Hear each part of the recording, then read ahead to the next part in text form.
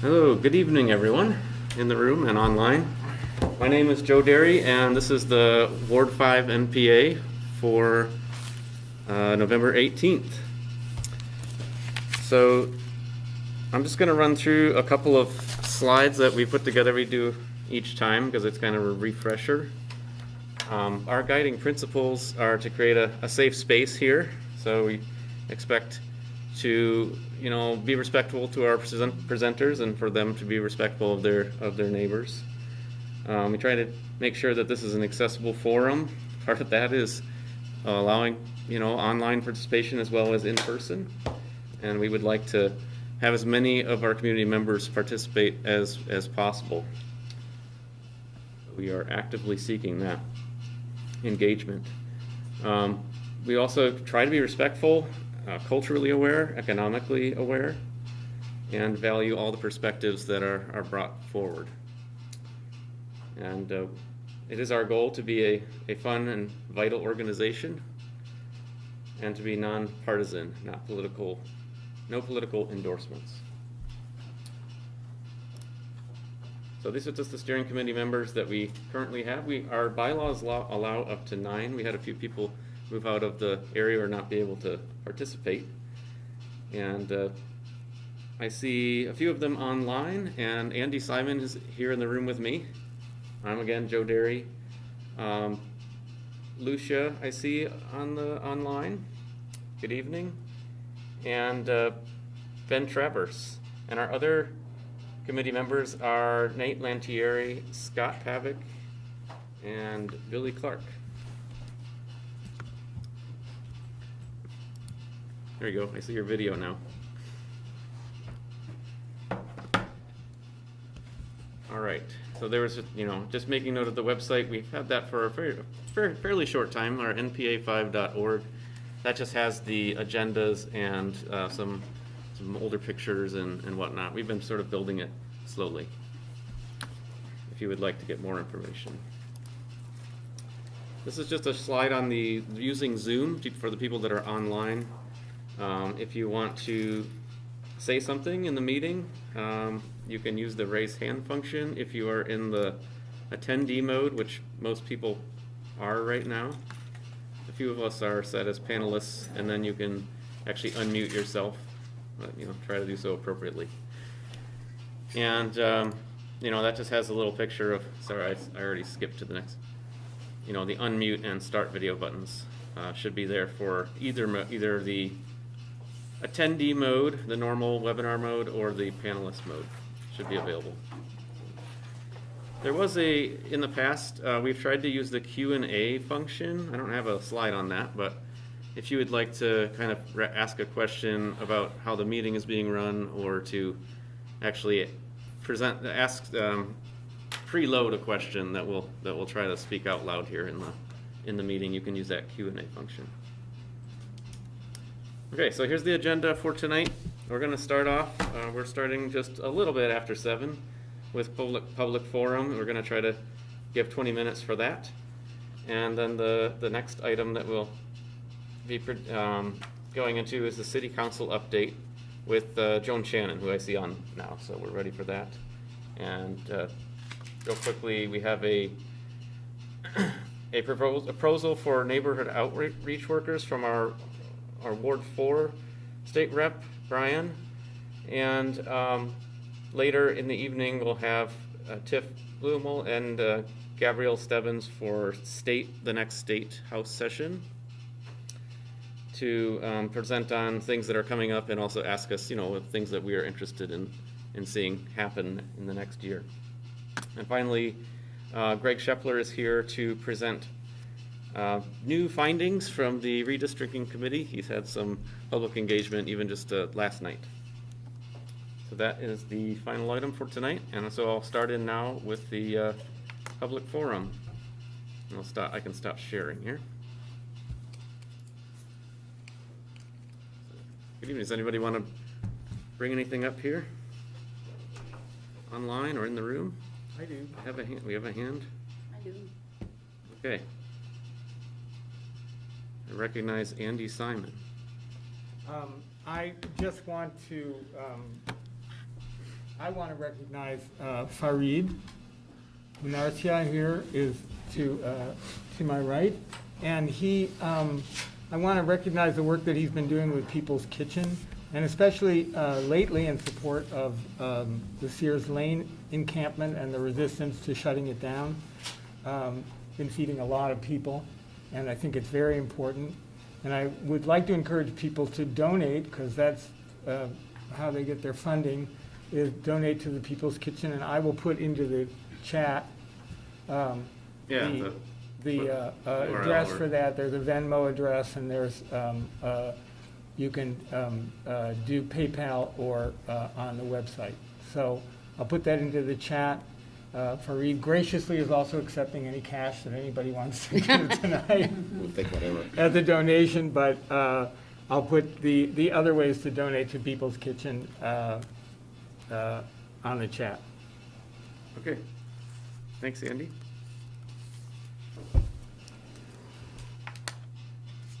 Let's see. Switch views here. Anybody online that had their hand raised? You raise your hand. Oh, no, he said online. Oh, no, that's fine. I was just checking Yeah. before we. Okay. Do you want to go first? Is there a time limit? Well, we have 20 minutes, 20 minutes. so maybe have 18 Well, minutes. just stop now, me. but I think you can probably make I'd like it. to make a comment after he's done. Sure, yes. So, Farid, thanks for coming in. Thank you, Andy, for the shout out earlier. I'm here to voice my concern about what I've seen at Sears Lane. As Andy mentioned, I've been one of the volunteers showing up there, providing food to the encampments, as well as to other volunteers and community members every day. And I recently attended the city council meeting where a group of mutual aid groups and other community members tried to propose a different plan for Sears Lane. We believe the city's failure over the years demonstrate the need for an alternative approach, one that avoids exacerbating homelessness by uprooting individuals from their community, because that's what Sears Lane is. Beyond as a shelter for the homeless population, it also serves as a community for folks who are experiencing homelessness to feel they belong somewhere.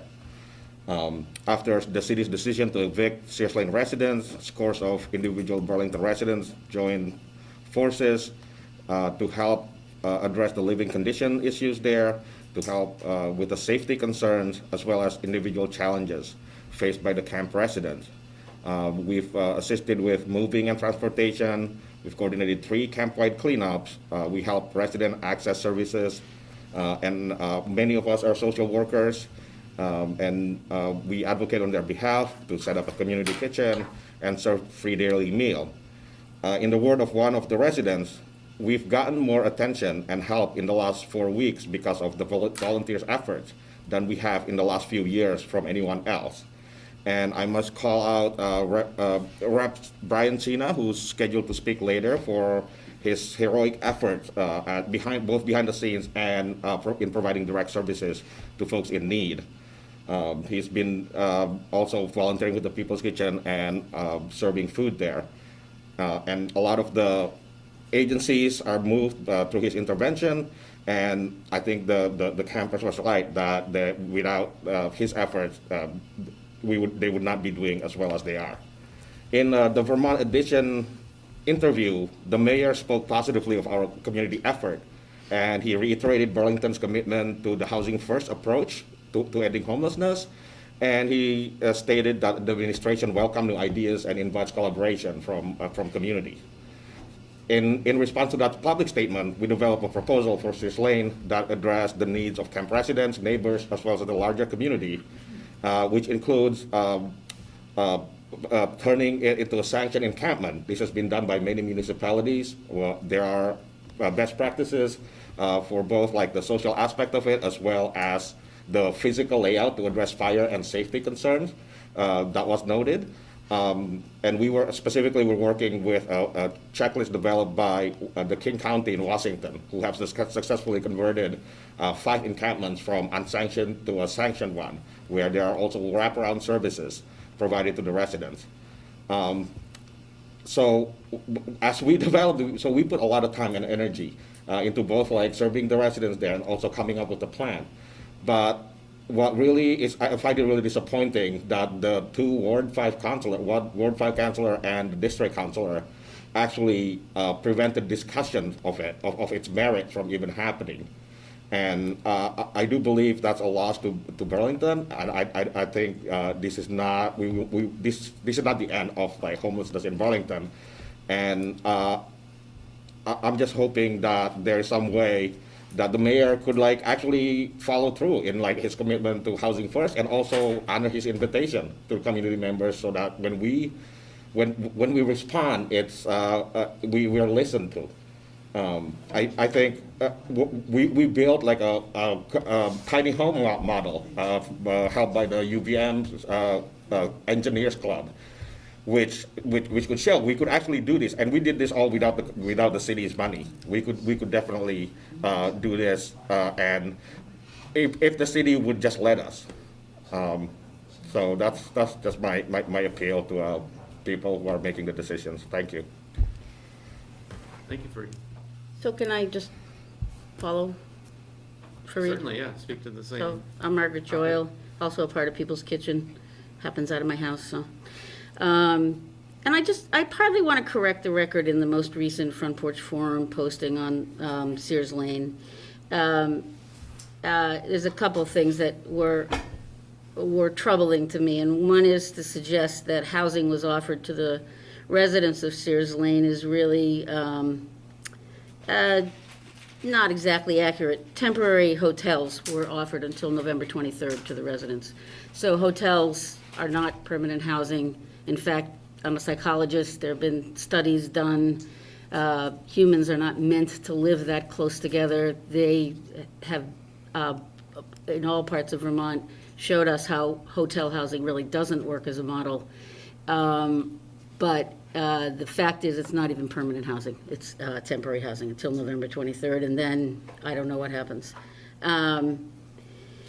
The other thing is there was a mention of our arrows being shot from the camp, but there was no mention of days and days and days of rocks coming into the camp, hitting campers, hitting cars, hitting volunteers, coming from the other side of the railroad tracks, nor was there ever any intervention about it.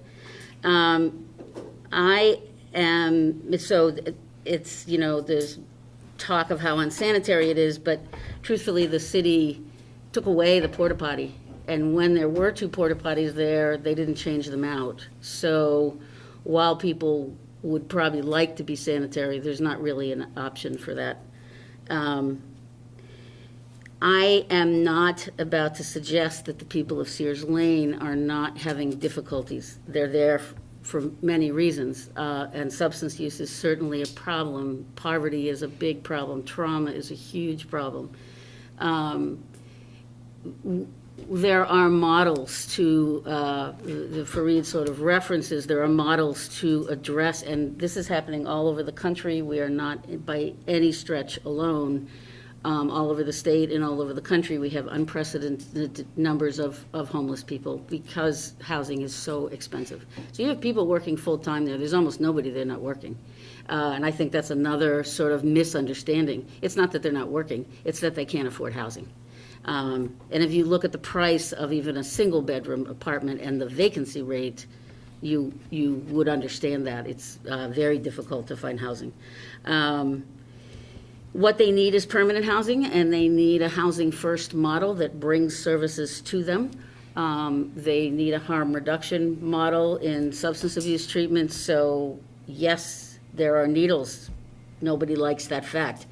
There are harm reduction models, safe needle disposal methods, and technology that should be implemented there. Nobody wants to get hurt. And there's definitely there are significant mental health problems. These are people who have really suffered. And they are, somebody called that the root cause. That's not the root cause. The root cause, they need mental health services. They need substance abuse services. There's no doubt. They say that. There's no access for them. And the root cause is generations of poverty and environments that they have not been able to thrive in. And we can talk about that forever, and I'm sure we don't want to. But I think there are things to do about it. It's been really difficult to have there be such a, and this seems to be the nature of our country's dialogue right now, such polarization and really, I have to say, a kind of dishonesty, the dishonesty where you really elevate and embellish one side and just don't mention the other side. And I'm here to say I don't like that. So that's really that's it for me. I'd like to be able to work on developing a model that works for those folks. And there are a bunch of them there that would really like that. So thank you. Thanks, Margaret. Appreciate that. Me? Yeah. Yeah, hi. I was never at one of these neighborhood meetings until last time when the chief of police was here, and I have to say he did a very nice job. One of the things that I'm concerned about is the higher ground, 1,500 person music venue, bigger than the Flynn, the biggest in the state of Vermont, and you need to take a car to get there. Now, one of the things is that was done with a zoning change by the city of Burlington in order to change from light manufacturing to a music venue. Now, this happened probably during COVID. We had all sorts of stuff going on with the police department and the chief, and we had a new city attorney. The city of Burlington was in crisis when this happened. And I get no joy in basically saying this, but I think what we need to look at is, if you go on the internet, there's an item on the city website that's called Plan BVT. Plan BVT deals with Burlington City's sustainability, equity, dealing with net zero, our carbon footprint. Basically what we want to look at is take the city center and have this as a place where we can live, we can work, we can play, we can shop, we can go to the movies without starting our cars. It's spectacular. Champlain College has built a 5-story student housing. Redstone is building great new housing downtown. YMCA stayed downtown. We've got the mall. We're looking at maybe we could get some apartment buildings there. I hope so soon. And I think we take a look at the sailing center. We take a look at the skateboard park. And really, the person who came up with this idea was Peter Clavell. Peter Clavell needs to be given a lot of credit because he did the heavy lifting when it came to getting the co-op downtown, because Burlington was a food desert. So now we're not a food desert. You go to the movies, you live there, you work there, you don't start your car. So, I guess I look at this and say, why the zoning change to have entertainment that you need to start your car? I mean, we're looking at 250, 350, 500 cars going into the south end. Now, I think, we may want to take a look at talking with, I can't pronounce his last name, but Greg Hoslecker. He's basically a man who's been, the city of Burlington has as our person to give assistance with bicycles and with walking. Maybe we need to take a look at that. And when I look at this zoning change really isn't Burlington, Vermont's brand. I mean, I love it here. I've been here for 35 years, great city. And our brand is, we're a hip college town with a hospital. And if we didn't have the hospital and we didn't have the college town, we'd be like Rutland. So I think we need to take a look at this zoning change to see how it really affects our brand. The next thing after George Floyd, basically after George Floyd, where I work, what we did is we did a thing called unconscious bias. Unconscious bias is something that my firm took a look at, and that's what do we believe and how we make a decision. be it political, be it individual, be it business. Let me give you an example, unconscious bias. My mother, rest her soul, was beautiful. She was smart. She was a wife. She was a mother. And she was a registered nurse. In addition, she was a feminist before feminism became popular, and she didn't even know what it was. What she did is she went to a car dealership to buy a car. A car dealership people said, bring your husband. That's unconscious bias. Unconscious bias, women can't do certain things. What does that lead to? It leads to a type of decision that's misogynistic. And it's changed. The car dealership has changed because of that. So I think one of the things you want to take a look at that is, you know, I saw Brian, I listened to Brian Pine on the radio. He was basically saying in the city of Burlington, people of color have a lower home ownership than white people. I go, okay. The city of Burlington, I think I have this right, was going to help people of color so they could be homeowners. I'm going to say that people of color probably have, as a lower percentage, car ownership. Okay. Now, Bob, what's the facts? We've got Afghanis coming in. We've got the Somalis coming in. These people don't have automobiles. In addition, I have a lot of friends up at the University of Vermont, and the University of Vermont has an incredible program for international students. None of those people look like us. They don't have cars. They live on campus, they eat on campus, they walk, they bike, they don't have cars. So they won't be able to go to this higher ground because you need a car and there's no bus transportation. So the unconscious bias is, what did the city council think that everyone would have an automobile, while in fact that's not true because some groups of people have a higher ownership of automobiles than other people. Next thing. When the chief came and spoke, he said a couple of things. And basically what it was, he said, hey, don't worry on the south end. Everything's going to be all right. Higher ground's going to close at 10 o'clock. First time I ever heard that. Higher ground needs to be notified that the chief, due to policing concerns we have here in the city of Burlington, will have to close their doors at 10 o'clock. It's only fair that the city will let higher ground know that. It's really fair because, you know, I live in a neighborhood, we got kids and everything, and what the chief said, 10 o'clock closing, makes sense to me. Next thing the chief talked about is that he was aware, and he's talked with the South Burlington Police Department about the number of calls. According to Vermont Digger, the South Burlington Police Department was called to the higher ground 2.67 times per week. Okay? They're going to increase their footprint by about 33%. So let's just say 3 calls a week, 50 weeks in a year. I like mathematics when it's easy. That's 150 calls that higher ground will probably be making to the city of Burlington and the police department. Now, how much does a call cost? I don't know. Let's call it $1,000.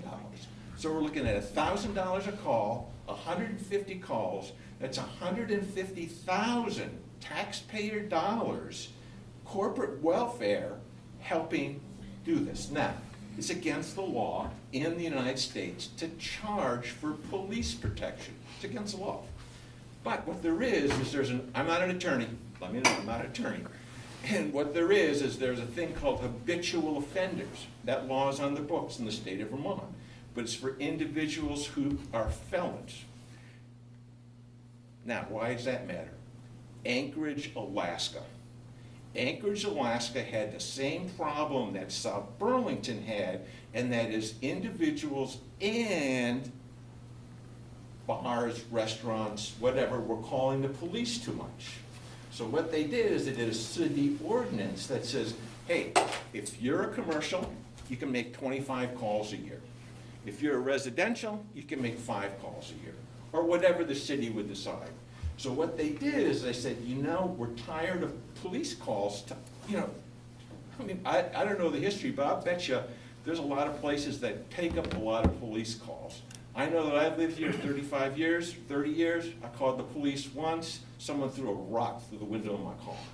So what Anchorage did is they said, okay, we can't bill for police services, but what we can do is we can fine you.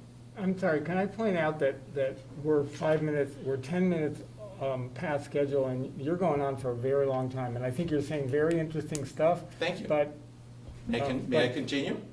I'd rather that you summed it up so that we could go on for the rest of the meeting. I guess the other thing, Another minute, yeah. habitual offenders, they were able to do a fine.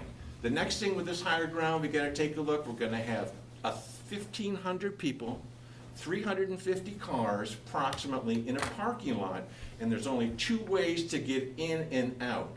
One of them is a 1-lane bridge.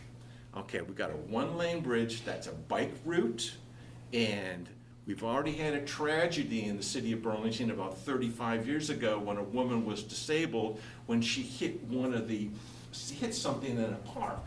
So we need to make sure that we as a city are protected in case we have a couple of young ladies, 21 years old, haven't had a drink, didn't have any weed, had a Chevy Volt, and they hit the bridge. It's a tragedy. They could be permanently disabled, and would we as the city of Burlington be on the risk for providing 60 years of medical coverage to a 21-year-old who lives until they're 80? I mean, if our insurance policy covers it, okay. I bring that up as a point of order. It's something that we should really look at. Great, thanks. Can you give us the name of the organization you were representing so they Myself. can reach out?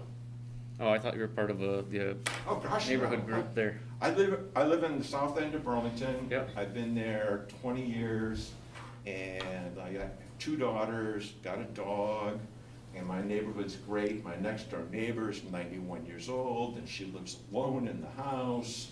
We just had a new neighbor move in with 2 kids. We got all sorts of kids coming in, and it's a great neighborhood, Yep. and, it's adjacent to where higher ground's gonna be. Right, yep. Appreciate that. Thank you. We just do one more, like 2 minutes? We're a little bit, sorry about that.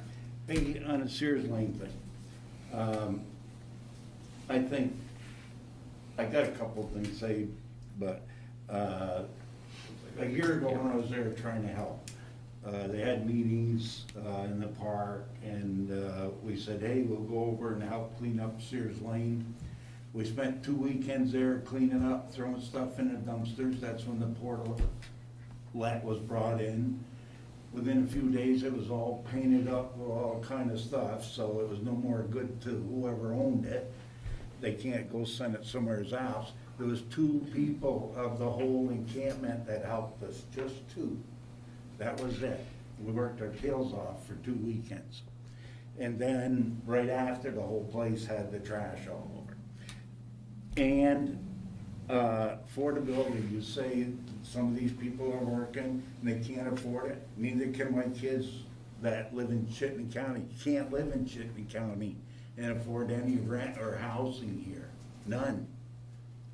Because it's too high. The other thing, the city is failing all of us because they make a decision and they change the decision on Sears Lane. How many times? Either shutting it down or you're not shutting it down. If you're shutting it down, they put the fence around. I ain't gonna say you people, I'm gonna say somebody tore it down, parts of it. I don't know who tore it down. But no trespassing signs. Supposedly there was only 2 residents left, and we're having a kitchen to take care of the 2 residents that are there. Well, that's what it said. I've heard there was 2 people left. There's never been 2 people there. Well, what is That's it never now? been 5, true. 6, but anyway. 7, 8. I'm just telling you, Yeah, I've been yeah, to all I'm just the saying meetings. that was never so. But, all these people engage in there, why aren't they picking up some of the trash? The city's providing the dumpsters, they're all hanging around there and having, they have the meals or the coffee or, I was at a meeting, they said, gee, we were up there and they were playing music and this and that. Yeah, all the college kids were over there, having their night out. It wasn't the real picture of the encampment. The city and, I'm gonna say the mayor and the council, they gotta make up their mind. Either give you housing, get the people out of, or get the people out of there. If you said you're shutting it down, shut it down. Don't talk the next week. Let's start re-looking at it. It don't make any sense. This could go on forever. And it could go on forever for the people living there. You know, is that right? No, it's not right.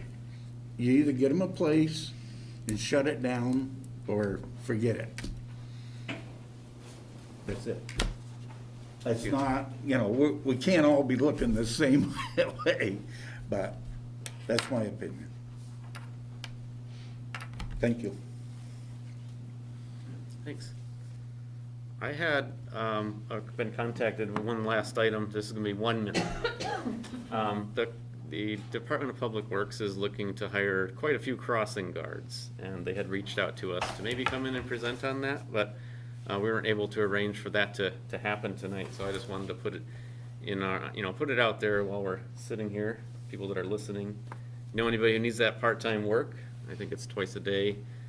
And it's a better part of 20 hours an hour, I think, for the couple of hours that you do. So keep that in mind.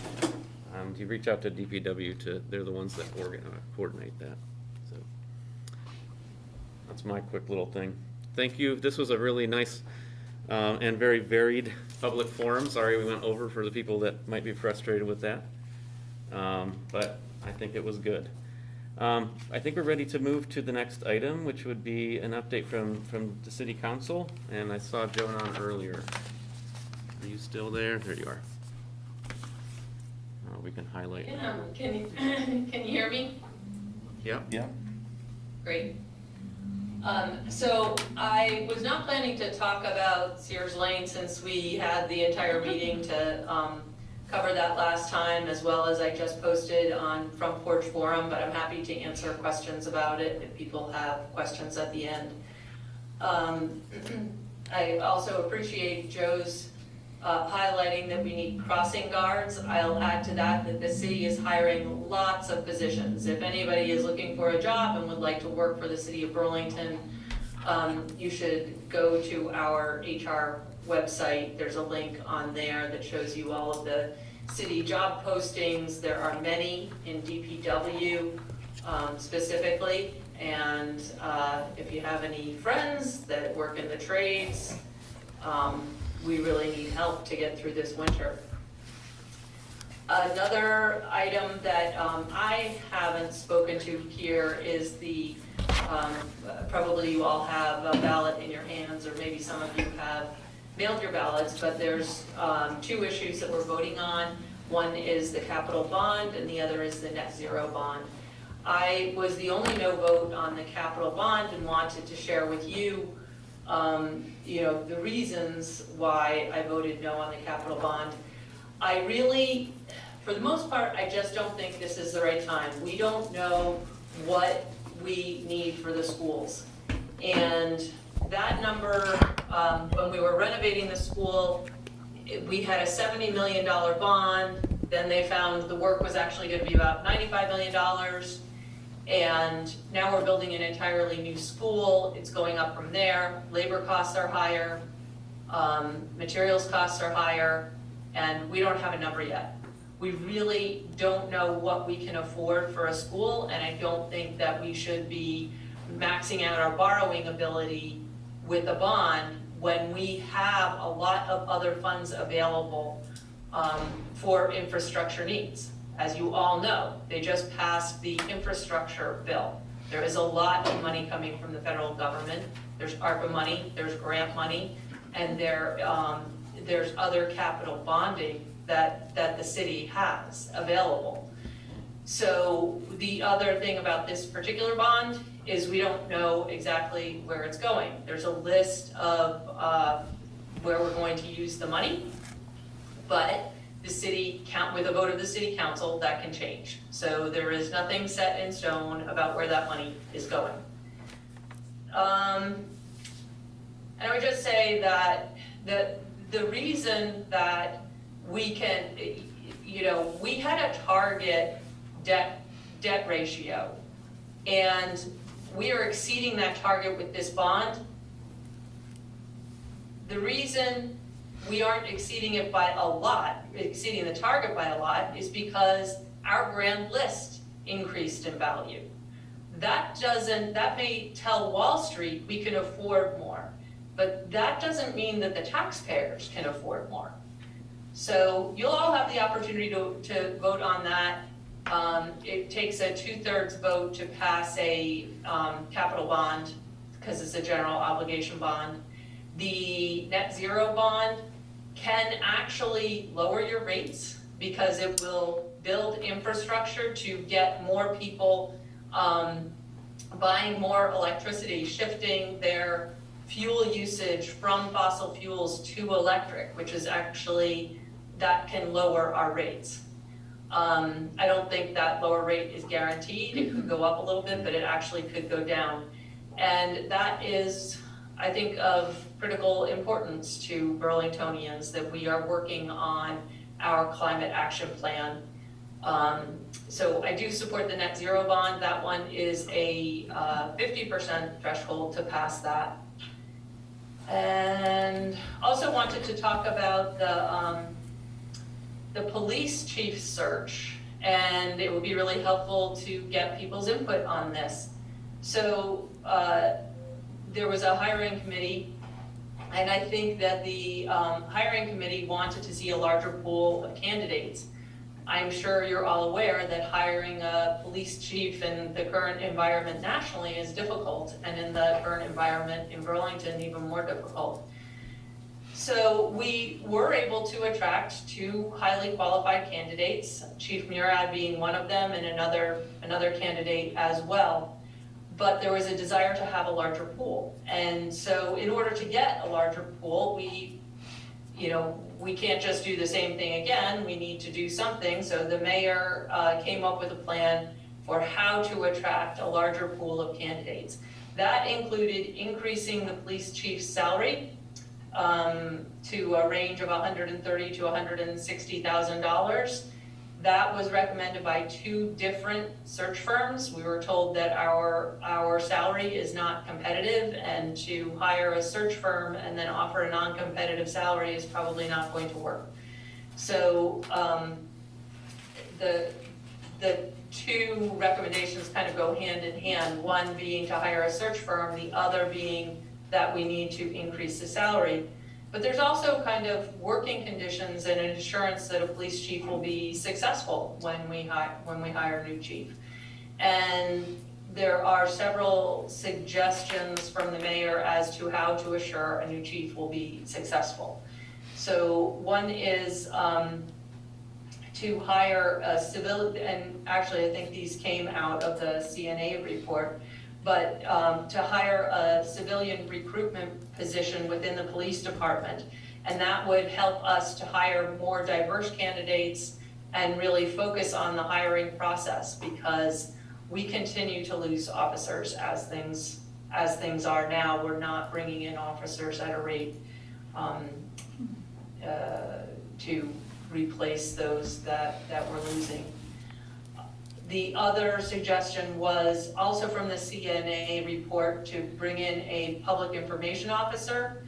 And in the CNA report, which was our police assessment report, it's a PIO, which is Police Information Officer, will help bolster communication between the department and the Burlington community, increasing the department's legitimacy in the eyes of the public and strengthening the relationship. The idea being that more transparency is what is needed within the department, and to do that, you need somebody doing messaging on a regular basis. And then lastly, the recommendation is to assure that the chief still has a role in the discipline process. The mayor supports really a new way to do discipline. Right now, it's completely under the chief's control, and he has supported having the police commission have more authority and more say in police discipline. But in virtually every police department around the country, the police chief is the one who has the oversight of these officers and is the one who administers discipline. So the concern is not that it has to stay the way it is, but that when we change it, there still needs to be a role for the police chief in discipline, because a police chief doesn't want to come here if they're completely cut out of kind of managing their staff appropriately.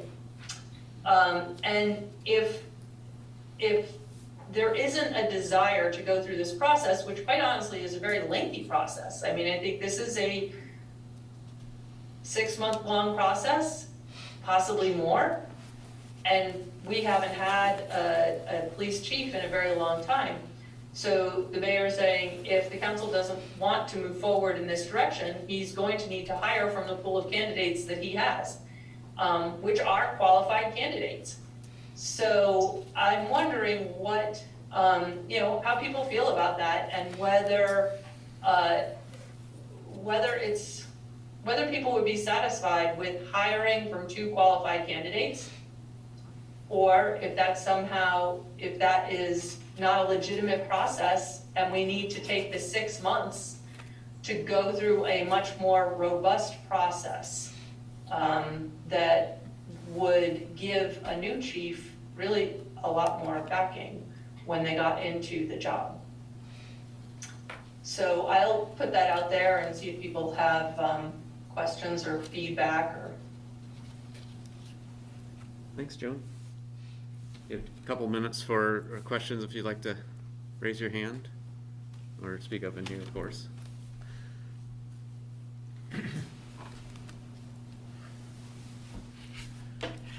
I have a question. Sure, Andy. Joan, I appreciate your presentation. I wonder about previous hirings for the police chief. Exactly. Like when Brandon Del Pozo was hired, was that a 6-month process? And also, what is it the city council's objection to having only 2 candidates, or is it what you're hearing from elsewhere within the city? I think that no, it didn't come from the city council. I think that the hiring committee had some reluctance about hiring from a pool of 2, though I have not heard that they had any specific reluctance. They wanted the 2 candidates to stay in the pool. I would be concerned that the 2 candidates would stay in the pool through such a long process. I think that's a good way to lose the 2 candidates that we have. And the other part of my question was about the previous hiring that we did, the last police chief, Brandon Del Pozo, who wasn't an acting police chief. Was that also a 6-month hiring with a large pool of candidates? I have not ever served on one of these hiring committees, so I haven't really been a part of seeing the entire pool of candidates, because that's held pretty tightly, obviously. I do remember there being one other candidate. I remember there being one other candidate with Brandon that some people preferred that other candidate that would have been hiring from within. So it kind of wasn't dissimilar. I think you had an in-house candidate and an outside candidate in that pool that really, 2 really made their way to the top. But I can't say that there weren't some others that had made it to the qualification level. I know that there were 2 that I heard people had interest in, Brandon and one other. Was it a 6-month-long hiring process? No, I would say not, but we didn't go through the process of, we've never hired a search agency, a search firm before.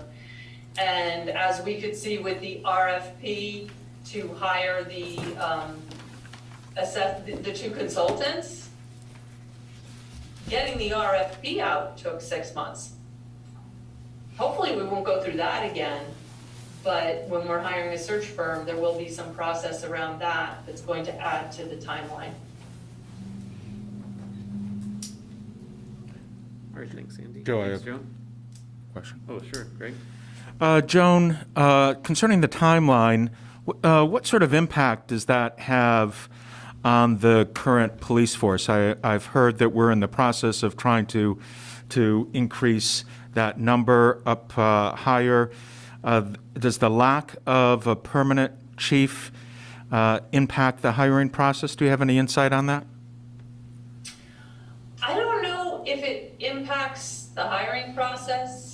I guess kind of hard for me to imagine that it doesn't, but I do know that the police union came out with a statement in support of Chief Murad, and I think that they probably did that because they feel an urgency about having a chief, and obviously if they endorse Chief Murad, they, he has their trust and confidence. They don't know who the other candidate is, so it wouldn't take that to be anything against the other candidate, but just an endorsement of the chief, and I think some feeling of urgency within the department to have, really to stabilize the department, to know what you have going forward in the future, who your boss is going to be. We would all want to know that. If any employee would want to know that. Just a quick follow-up. We obviously know who one of the two candidates are or is.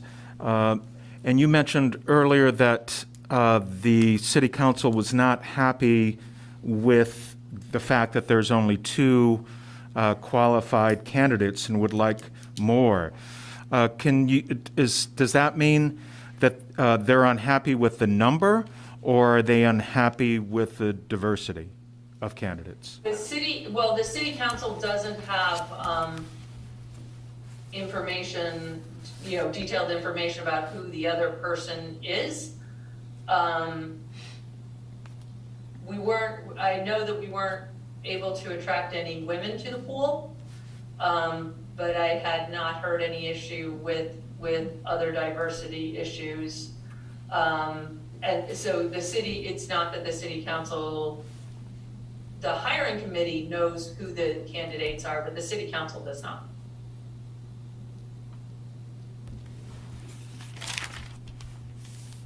All right. Thank you, Joan. Thank you all. Yeah, And if people want to email me comments on that, I think it would be helpful to hear people's feedback. We had a discussion about it at the city council, and it kind of didn't go anywhere. And I think we have to find a direction to move forward in. We have choices, but we do have to move forward. So I'd appreciate any feedback people want to share, and I would pass that along to the mayor as well. Thank you. Oh, Lucia, are you raising your hand? Yes, thank you. Sorry, thanks for that, Joan, and I have your email address in the minutes. I guess I'm curious from your perspective, like why is there no direction? Is it just that the conversation is ongoing right now and you're at the point where you're looking for that direction, or is there some reason, like is there reluctance? Is it, I don't know, I can imagine that that this is obviously a huge decision, but what is it that's holding up moving forward at this point? So the mayor suspended the search when there was dissatisfaction, the hiring committee wanted a larger pool, not different people than what we have, but more people in the pool. And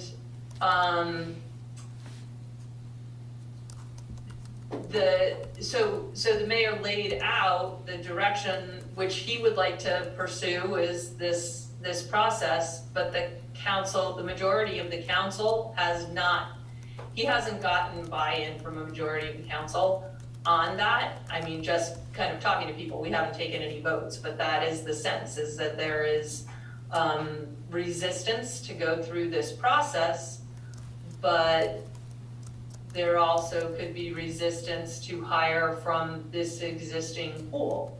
And so when we discussed it, the mayor laid out two options. Neither of those options seem to appeal to half of the council. And they seem to want to just, there was some talk about just hiring somebody to, different people wanted different things, I guess.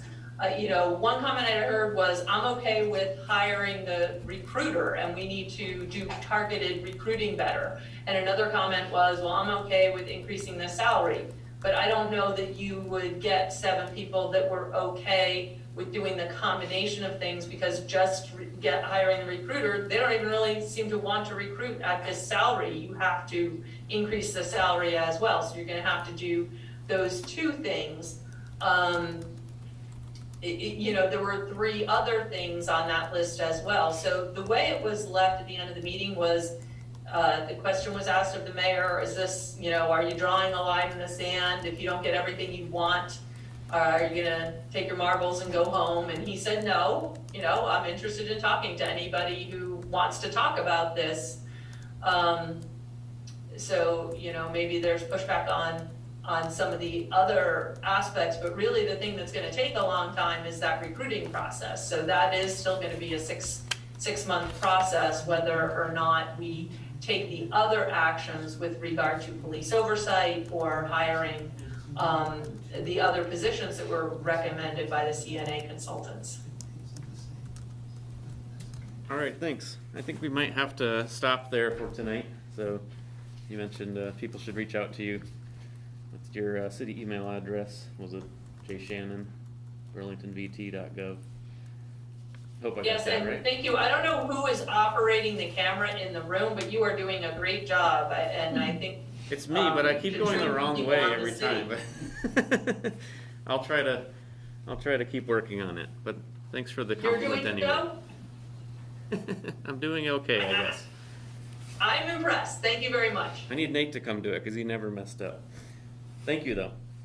So we've been keeping Brian Chena waiting a little bit for his outreach worker proposal. I think I saw his video come up a minute ago, so looks like you're ready to come in here. Do you want to share? You had like a presentation from a few months ago, but we didn't talk about whether you're going to share something tonight, but I think you have the ability if you'd like.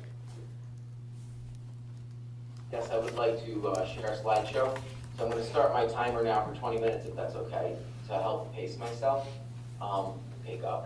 So I'm Brian Chena. I live in the Old North End in Ward 2.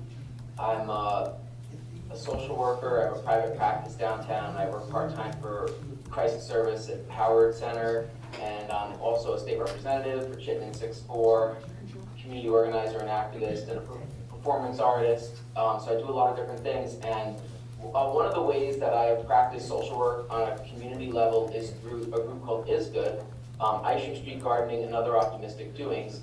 It says host disabled participant screen sharing. So maybe someone could work on that for a second. I could start telling you a little bit about ISGOOD. So ISGOOD means Isham Street Gardening and Other Optimistic Doings. And it's an organization, more like a project. We're not a formal organization. Oh, I'm a co-host now. Time for that soon on my planning. Oh no, it's a slideshow. All right. So this is a pilot project proposal to get people thinking. And the way I want to present this is that, I'm a DJ, and sometimes when you throw a party and it's a dance party, no one dances. Like, they're all standing and waiting. Well, I guess it depends on who you're playing the music for. But it's common, they're standing waiting, and then that one person runs out and they start dancing, and people, they might make fun of them and be like, look how funny they look. But they know they want to do it too, and eventually everyone's dancing. And in this discussion of reimagining public safety, I feel like no one's been dancing, everyone's been watching, and so I felt like, you know what, I'm going to put something out there, and if people laugh, it's okay, because at least they'll start dancing, because we have to start dancing together. If it says participants can now see my application. I'm scared, I don't know what that means. Hopefully it's the slideshow. But what I'm saying is, hopefully now we can get people out on the dance floor and the party can start for reimagining public safety. So here we go. So I'm going to tell you a little bit about ISGOOD first, and then I'll tell you about this idea that came out of the work of ISGOOD as we were talking about how to take care of each other better. So we came up with this idea, and I say we, but I am the main person kind of talking about this now. It's the idea of an outreach worker program that would do the work that we're doing voluntarily that we need more help with in our neighborhood because we can't do it all ourselves. And it would be a community development program grounded in transformative justice that will cultivate public safety by building relationships, improving access to social, health care, and economic resources, and growing community competency to manage quality of life issues. And this was inspired by the lessons learned through the work of ISGOOD. So ISGOOD, Isham Street Gardening and Other Optimistic Doings, is a mutual aid and community building project that has transformed Isham Street over the past 12 years from being one of the worst streets in Burlington to being a model for how neighbors can improve their quality of life. You can see here some pictures of us with neighbors, UVM staff, city staff. This is Mayor Weinberger when he first took office, coming down with the department heads to hear about our vision and to work with us to improve our street. The roots of ISGOOD, there were 3 neighbors, myself, Phil Hammerslook, and our neighbor Sam, whose last name I don't recall, who was a grad student at UVM, and we started gardening together. We started sharing tools, sharing plants, and gardening our yards and then eventually the green belts in front of our homes together. And UVM staff noticed what we were doing and offered us a grant, and we continued to organize and door knock and meet the other people on the block and engage them in a visioning process. And this vision has included tenants, the landlords, college students, elders and staff from Burlington Health and Rehab, neighborhood artists, activists, business owners, all engaged, centered around gardening, but also other optimistic doings in how to improve our street and our neighborhood. So we came up with a 5-phase action plan, and we've achieved 3 of these 5 phases. We established gardens and bump outs on one side of Isham Street. They went over to the other side, and we finished them on the east side. Then we started going down Hickok. We have 2 phases left, and phase 5 involves you, but I'll come back later to get into that some more because it's a whole other level here. You can see Connect and Grow with other existing gardens at the bottom there. We'll come back to that. So the soil of ISGOOD is this economic and social support from the residents, from staff from UVM, city staff, Upward Bound, grants from UVM, the AARP, New England Grassroots Environmental Fund, CEDO, a lot of money from different places, a lot of labor that's multi-generational, multiracial, and multi-class. The fruits of ISGOOD is that we, through community organizing around the gardening and good deeds, we improve the physical and social environments and unintentionally lowered crime rates on our streets, compared to all the surrounding streets in the neighborhood. And they improved so significantly that in 2014, the Burlington Police Department partnered with us for a grant where we were going to bring the knowledge and skills developed through the ISGOOD program to other neighborhoods struggling with quality of life issues. And you can see here Lieutenant Lawson, who's still around, said that he noticed a dramatic difference in the look and feel of the neighborhood, and the police noticed that complaints were down and crime appeared to be down. We did not get this grant, unfortunately, and so the partnership with the police didn't move forward in 2014. However, UVM and CEDO continue to help us. Through the pandemic, Oscar and ISGOOD, with support from CEDO, continued to bring our neighbors together to improve the quality of life and to promote public safety as we face tremendous loss and trauma as a community. 11 people died in Burlington Health and Rehab in the early days of the pandemic. One of our neighbors died by suicide. The next month, there's been a lot of overdoses, a massive amount in the neighborhood. And we've just come together to support each other through these rough times. And increasing the role we play in addressing the failure of our society to take care of all people. And as the gaps in the social safety net widen, we tried to catch those who fell through the cracks and took care of each other through ISGOOD and other mutual aid in Burlington. So you can see here, we're beginning phase 4. We're connecting the existing garden. Right now we began phase 4. And the reason we began phase 4 is you might have heard there were gunshots on Isham Street. Multiple gunshots. Actually, for the record, I believe there was one incident on Isham Street, one around the corner, and another around the corner. They weren't all on our street. But people keep saying it was on our street.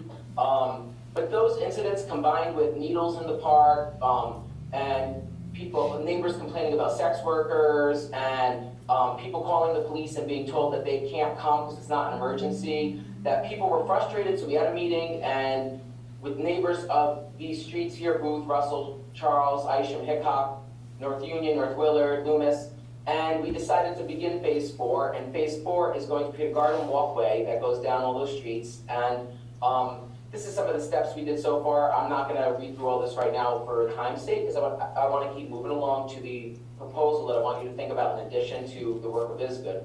But you can see here, we got a lot, you know, when the way it's worked is it's almost magical. You bring people together and, you know, we might disagree, more cops, less cops, you know, call the cops, don't call the cops. Needle boxes in the park, no needle boxes in the park. Should homeless people be sleeping in Pomeroy Park or not? There was disagreement, but where almost everyone agreed was gardens. No one thought gardens were a bad idea. And so we're gonna start gardening together, and by gardening together and helping each other that way, hopefully those relationships will lead to greater understanding and greater agreement on other issues. And if not, at least we can live together peacefully in a society that becomes increasingly divisive. And increasingly divided, and where their disparities are widening, we may be able to create greater equity and bring people together. Through this basic activity of connecting with the land and connecting with the environment and connecting with the people around us. And focusing on the goodness in people, because that really is at the core of our work. So here's some of the current mutual aid in Burlington. Besides ISGOOD, you can see the People's Kitchen, who I am a volunteer with. We've fed thousands of people through the pandemic. I never imagined we would be doing this, but we had to, and we're growing, and more people are getting connected. You can see there's the People's Farm Stand, there's Food Not Cops. They change it up sometimes, like those words. There's BTV Cop Watch, the Racial Justice Alliance has BIPOC mutual aid. Migrant Justice is like migrant workers helping each other. Workers Center, workers helping each other. The Old North End Mutual Aid. So these are just some examples. I'm probably missing some of the mutual aid that's happening in Burlington, and ISGOOD considers ourselves part of this. And how does ISGOOD cultivate public safety and improve quality of life? By building relationships, changing the environment, changes human behavior. That's a fundamental thing at the core of social work, is that connection between environment and behavior. Improving access to resources, through gardening, good deeds. We improve the social determinants of health. We're educating people, we're increasing food security, we're improving the environment, and we're building social inclusion. Instead of brushing people away and pushing people aside and not treating everyone like a human. We also are growing community competency to manage quality of life issues using restorative practices, which reduces harm of all kinds of conflict, including structural conflict, which is the conflict between people and the systems around us, which is a major driver as a social determinant of health. So how can the city further support this work? Well, the city is working with ISGOOD to support people all across the city in the creation of a network of garden walkways at this time. We're starting to talk about how to expand and help others through the Land Trust and other groups. We would like the city to expand funding for all mutual aid that improves social determinants of health. And we want the city to create new programs in neighborhoods that help people. And that's where this proposal comes into play. So I'm just going to check my time early. Good, we're at 10 minutes. So this is a good time to pivot. So this is a little disclaimer here. This is not complete. This is me sitting up late one night stressed out about how society is collapsing, thinking of like, what is our existing system of care from my perspective as a social worker who works in it. And I made this little picture here. There's some things probably missing, but it gives you an idea of just, this range. I hear someone's mic or something, so you might want to mute that. In the legislature, we've heard some unfortunate sound intrusions because people forget their mics are on. I wouldn't want that to happen to anyone. You can see here, I have 911 at the top, and then you can see how it goes out from it. You've got different phone numbers people can call, different resources, agencies, etc. And I see mutual aid intersecting with this, and I think we need to sort of build a bridge, more of a bridge between these systems and mutual aid. And we also need to fill in the cracks of these systems, and that's where the NOW program comes in, the Neighborhood Outreach Worker Program. So the Neighborhood Outreach Worker Program, this is a pilot project based on my neighborhood. I'm not saying that's one size fits all. Every neighborhood, how we define them, could be debated, but however we chose to proceed, if this worked, would be in each neighborhood, we would engage people in the design of what it looks like in your neighborhood. But in my neighborhood, Ward 2, where it touches Ward 1, Ward 8, college kids, Old North End, this is our sort of what we thought we needed to fill in the cracks, because mutual aid isn't enough. It isn't fair to ask people to do more for nothing. Like, I've been spending hours and hours of time And I don't regret 1 second of it, getting to know the people at Sears Lane and trying to connect people with resources and listen to people and advocate for them. And I will continue to give, and I will continue to go out on my street and help when there's a problem in the middle of the night. But not everyone can do that. Not everyone has been an outreach worker or a social worker in their career. We need people trained and paid to do this work. And then the rest of us can do what we do, but when we need that professional help, it should be there. And so what we're talking about here is a project that would provide peer outreach and support services by training and paying teams of neighbors, 1 student and 1 resident who's not in school, to serve as peacekeepers and guardians of the public good. And they can address quality of life issues like noise disturbances, parties, disorderly conduct fighting, fireworks, fires, littering, and vandalism. And here's some of the duties. I won't read every word, but I will share this to be posted publicly later. That they might walk the streets and attend community events to get to know neighbors before problems to prevent harm. But they could also provide an unarmed response to quality of life complaints made to 911. It could be even the first response, or it could be the follow-up that is done now by UVM. They could be assisted by outreach workers. They could facilitate access to emergency services immediately when needed, follow up on incidents, to connect people with resources that might be driving problem behavior, teach relationship skills to neighbors, to build our collective competency for dealing with quality of life issues better. And they can provide support with practicing skills, helping with mediation. They can design interventions with the community that empower people and that do not use violence or coercion. And this is important because too much of what we do relies on force, making people do things, passing judgment on people, disenfranchising people, and harming people who have already been harmed, which is making the problems worse and not better. And also they need professional support. As a social worker, we get an hour a week until we become licensed, where we sit and we process the difficult work with the supervisor, and we have a space for self-reflection. We do that in teams, and we don't see that in enough professions. And I can only imagine what it would be like if our police got that level of support. You know, they have to face the same kind of trauma we do, and they don't get that. So I think any programs we create need to have that kind of supervision and support built in, and it needs to be extended to all pieces of the public safety web, I forgot what I call it, we'll get to it later. There's another term besides public safety system of care I came up with. So how would they be accountable to the community? I think this program should be embedded in CEDO. It should engage the community in initial assessment of needs and strengths, creating a plan with the community for how they're trained and spending a lot of money on that training. It could include training like de-escalation, conflict resolution, harm reduction, cultural humility, psychological first aid, restorative practices, for example. Collect and report both qualitative and quantitative data in a way that protects privacy and respects human dignity, but is transparent.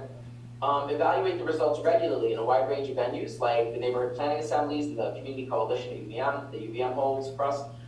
Facilitate the design of interventions with the community, and meet with other providers, similar to what we do with CompStat, where they review data and they coordinate and they constantly try to improve the system of care.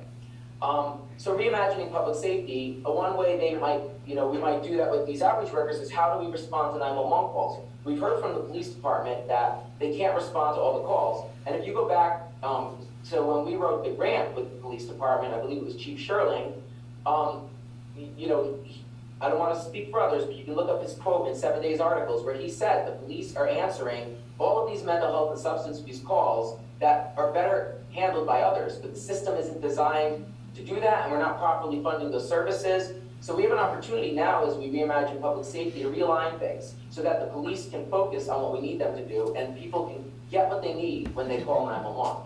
So these outreach workers around the city could work with the community support liaisons of the police department to figure out how to do more unarmed responses that include peers, and that's important because in our system of care, we now recognize the importance of peer-based services, and you're going to see peers embedded all throughout the system of care over the next few years. It's starting now and it's going to expand. Also, we need new approaches to mobile crisis. What we do at first call is important, but it's not exactly what's needed. More is needed. Like we need that and something different. So this idea of mixing a mental health crisis worker and an EMT, and I would say even a peer, into teams that respond to the second level 911 calls.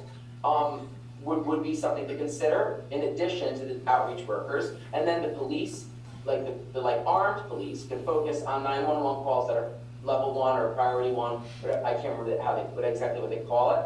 And all this should be coordinated with other services. You can see here with mutual aid. So people could be given referrals to mutual aid in addition to these other services by outreach workers. And I do think I can't stress enough the embedding of peers. That people, when I worked at Spectrum as an outreach worker 23 years ago with homeless youth, it worked because we had peers and adults, and we worked with the youth, the businesses, and the police. And we worked to bring those three together in resolving conflict, and it was very successful and led to the current outreach worker programs you see in our city. So I just want to stress the importance of peers. So I'm going to skip this part, I think. This is a lot of words. I'm just checking something. Yeah, I'm going to skip this part. You can read it later. It just espouses more about the benefits and the vision that this fits in as part of. But really, it's about improving the social determinants of health and weaving the holes that exist in our social fabric that have become more frayed during this pandemic. And as we improve quality of life, we can bring an end to poverty if we do things right. We can end injustice and inequity and needless suffering. It is possible. And that's sort of the spirit of ISGOOD, is just maintaining hope, even when we find things like this in the morning. So this is an example of the damage we see that we immediately fix on a regular basis. And I say, what's the damage? Because what's the cost of this kind of a program? Here's a proposed budget. It's not, the numbers could be adjusted, but just to give you an idea, to have teams on Thursday, Friday, and Saturday nights with some flex hours, a professional supervisor, lots of training, lots of meetings, we would be looking at about $300,000 a year for just one neighborhood. But mind you, this is creating good jobs for students and neighbors, possibly a job a retired person with a lot of experience can have, where you're building skills and building the workforce and meeting the needs of the community better. And what are some possible funding sources?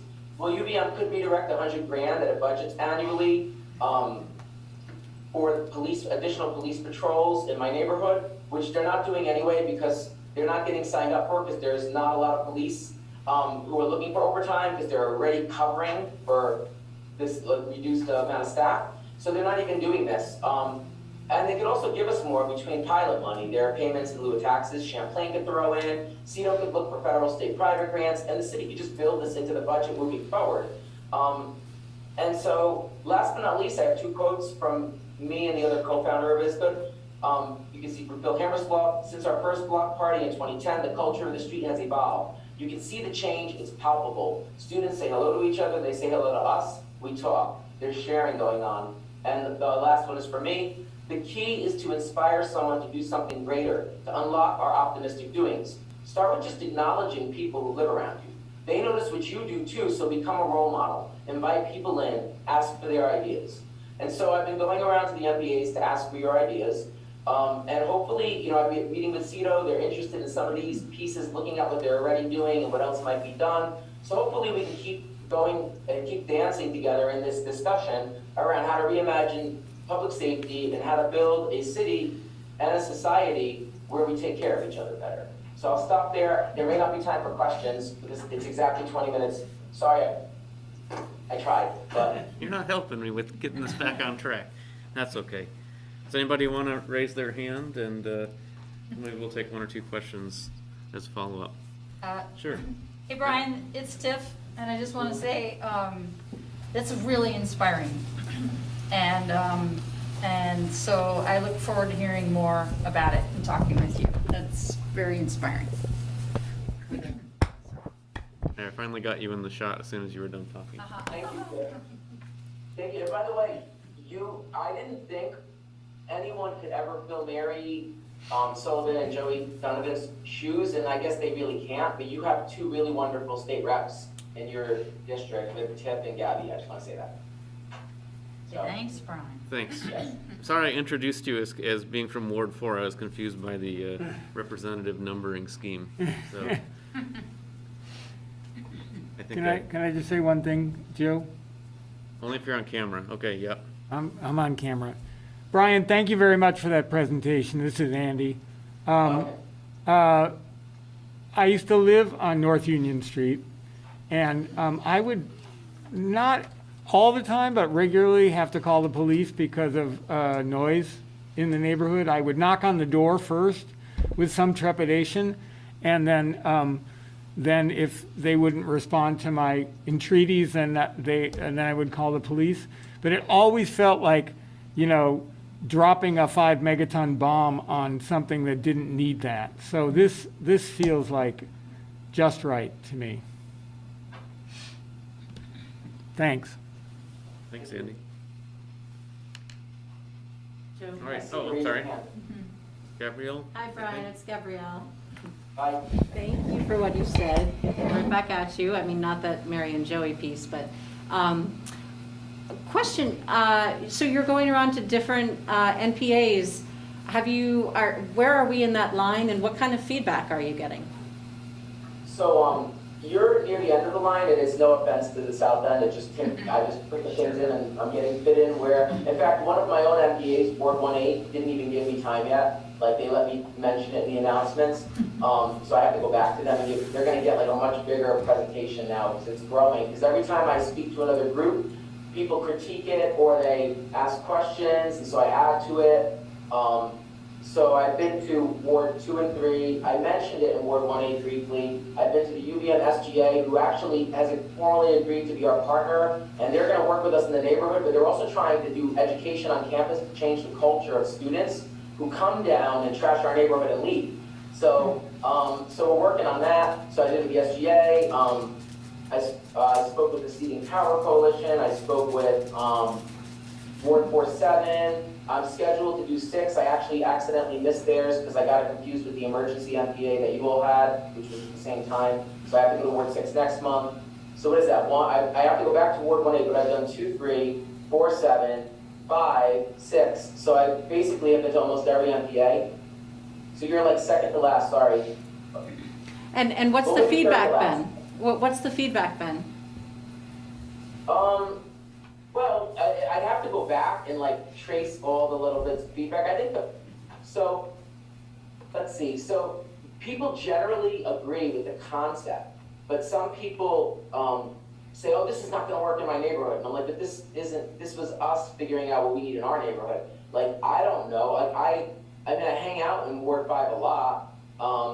I guess I do have ideas about what could work on my friend's street, but like, it's not my place to say that. But I think what I've been hearing is people are like, this isn't really what we need, but they like the idea that the community gets to design it.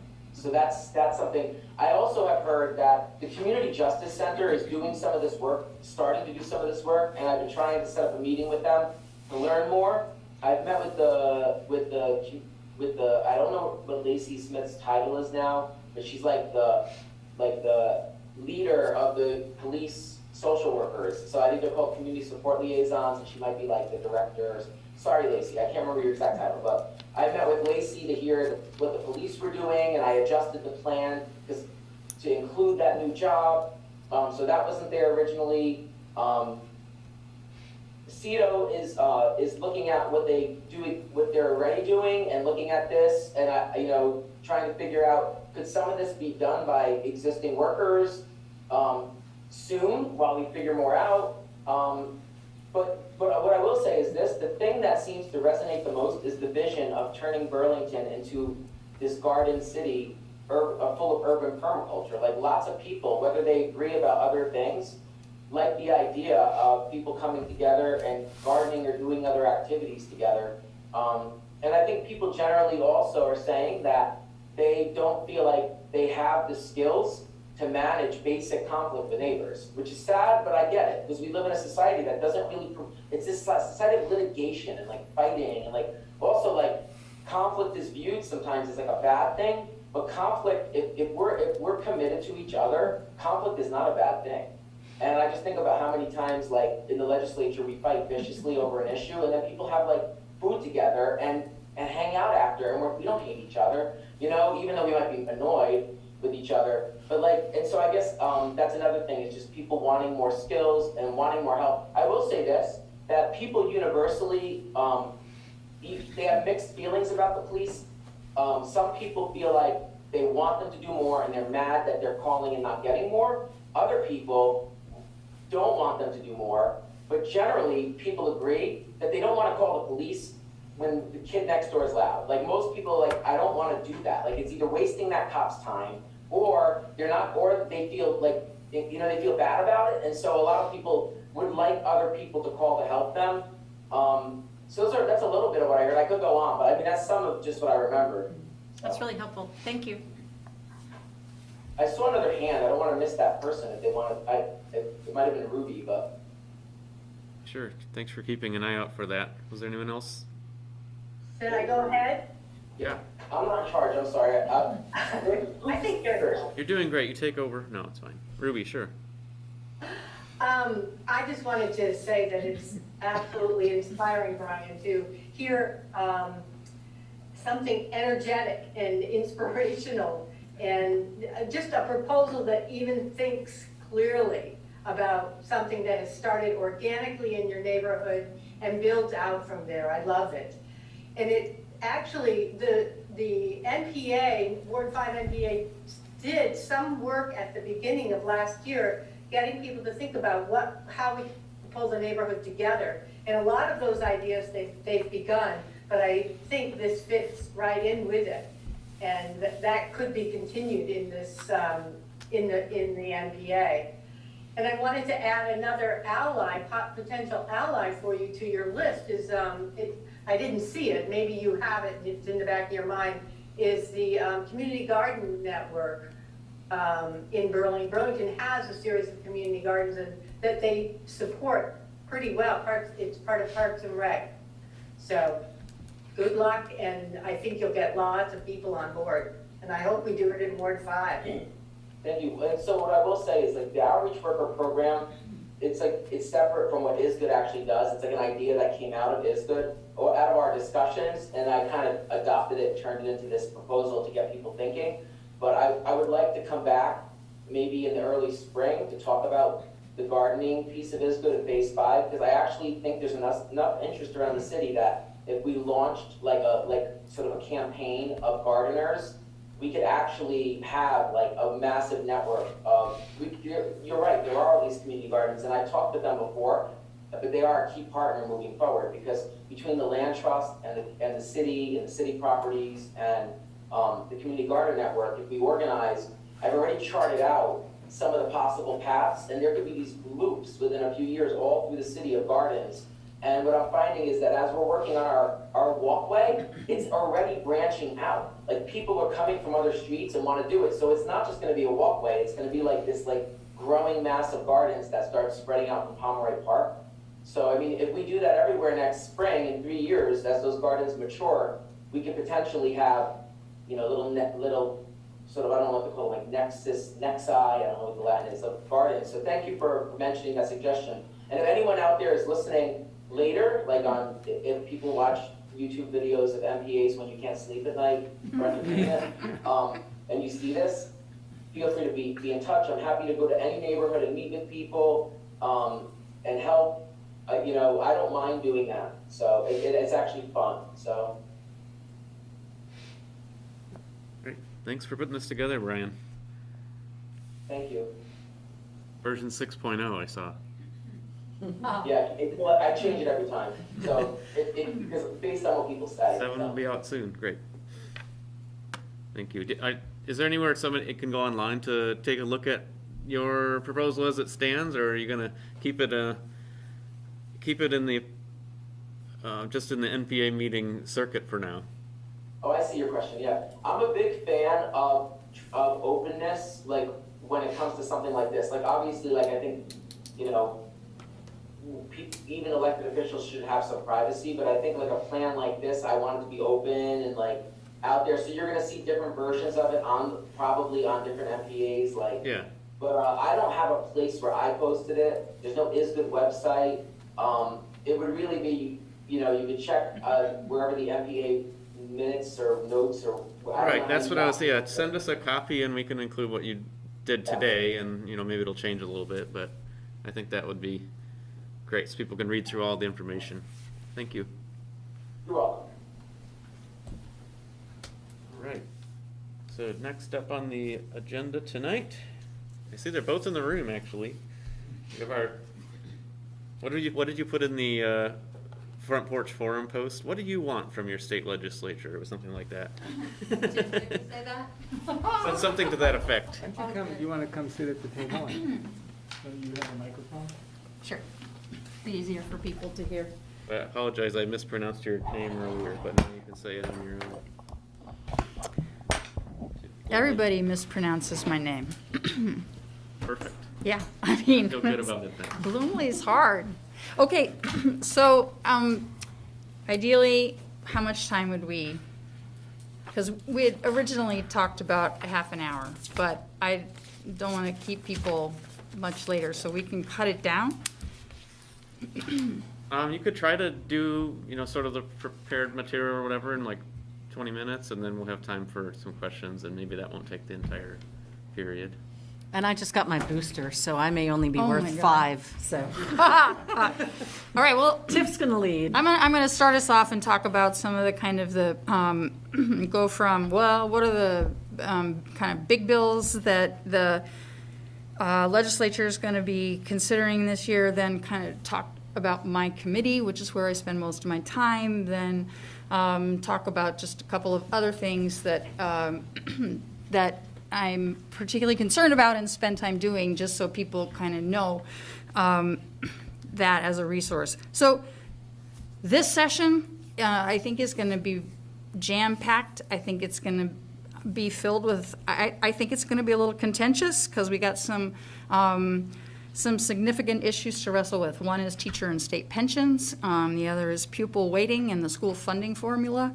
Redistricting is up, and Props 2 and 5. And then there's a question of how to spend the ARPA money, the American Rescue Act money, or American Recovery Act. I can't remember what it's called, but those are all, those are in committees that are outside of ours, and we have been following the redistricting, we've been following redistricting, but we've also been following the school funding task force and the teacher state pensions task force to just understand where they are probably going to end up. The jury's kind of out. It's difficult for us to guess right now. But my committee, General, Housing, and Military Affairs, there are kind of 3 foci that I'm working on, and I think are going to be priority areas for our committee. One is housing. Everybody's talking about housing and the intersection of housing and any number of with any number of issues. There are ARPA investments to make in housing. There is a need for many more recovery beds in the state. I'm hopeful that we'll be able to pass some version of a bill that the governor vetoed last year, which would have provided a new fund, a revolving loan fund for first-time home buyers. And I'm hopeful that our committee will be able to invest or dedicate money to improving agricultural housing for farm workers through loan programs and grant programs. At the local, So wages, worker protections.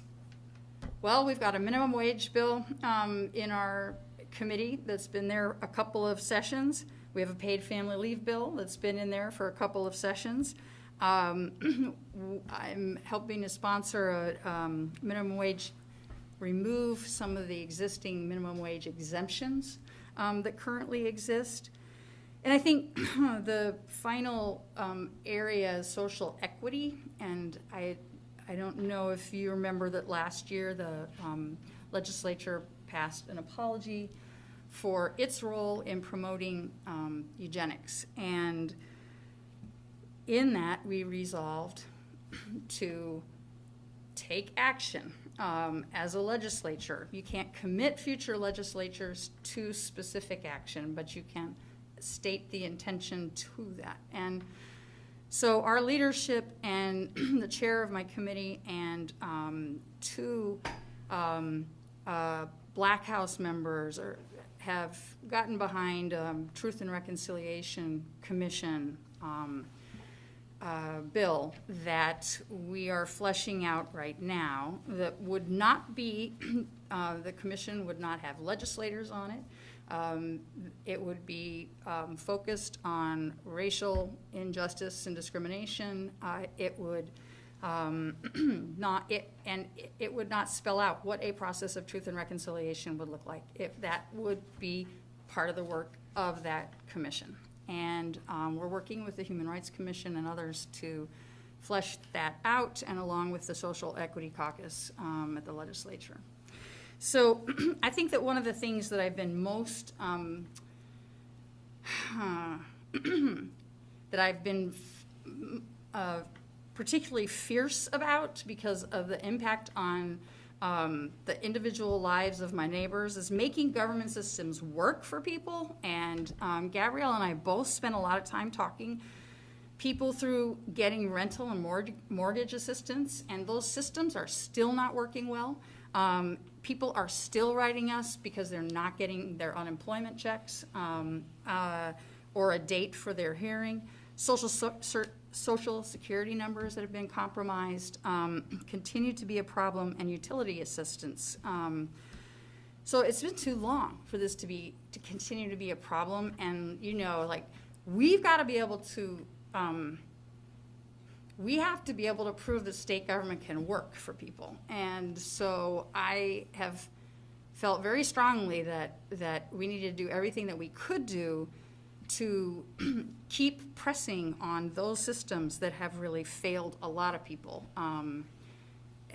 throughout the state, but also in our district. And we're state reps, we're not city councilors, and there's always this blurry line, between what is a city issue, where do you get involved if you're a state rep, because you don't want to step on toes. You haven't been part of, maybe the city council conversations that have occurred about certain issues, but there are issues that require, I think, our involvement. So when property taxes went up as they did, Gabrielle and I worked with city councilors and members of the city administration to advocate for a fund that would provide some kind of property tax relief for folks whose property taxes had gone up by 40% or more, and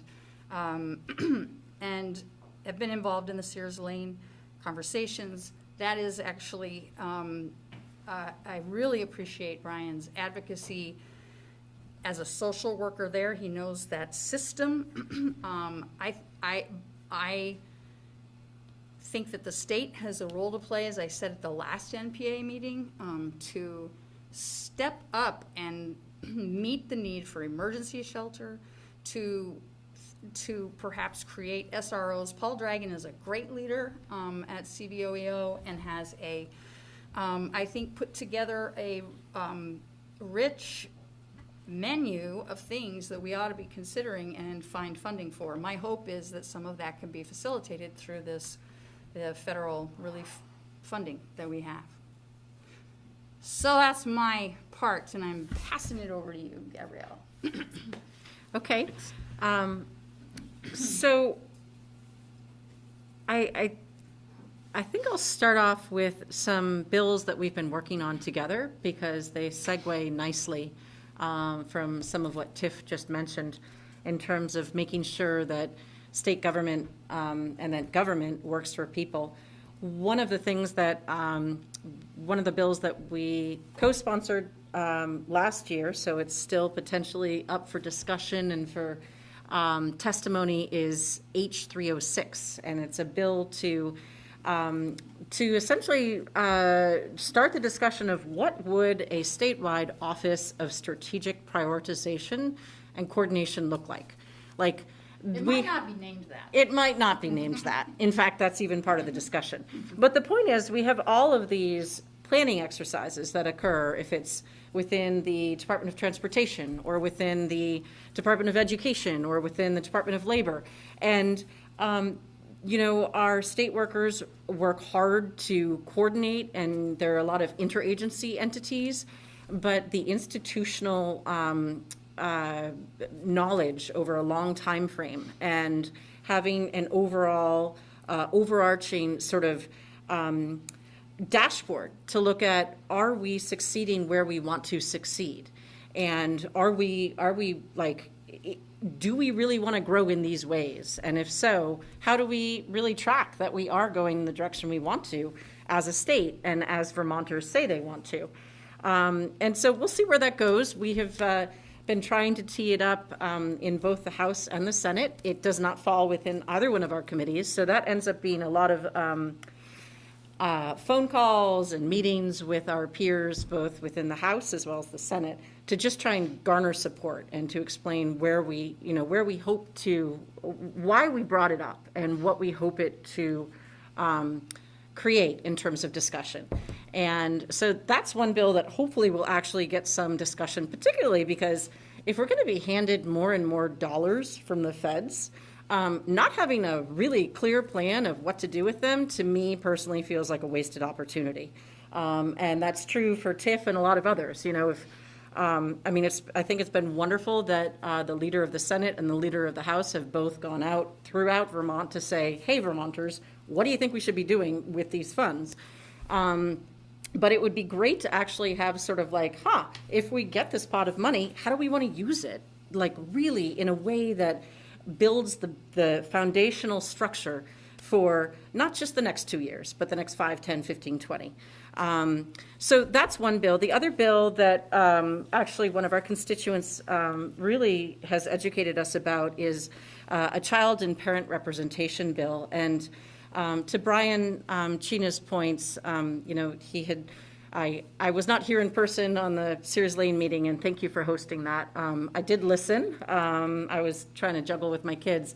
But to Brian's point, so much of what we see in terms of houselessness is related to, family trauma and early childhood experiences. And so this bill basically is asking, is there a way that we can actually capitalize on some of the federal dollars so that we can really make sure that we're getting the best outcome possible in terms of, when families are struggling and when children are not getting the care they need? How do we help the families to learn how to become the care that those kids need? And how do we, when we can, really keep those families to get fair representation before the courts? Not necessarily that they don't always right now, but there are certainly enough questions that it warrants having a discussion about it.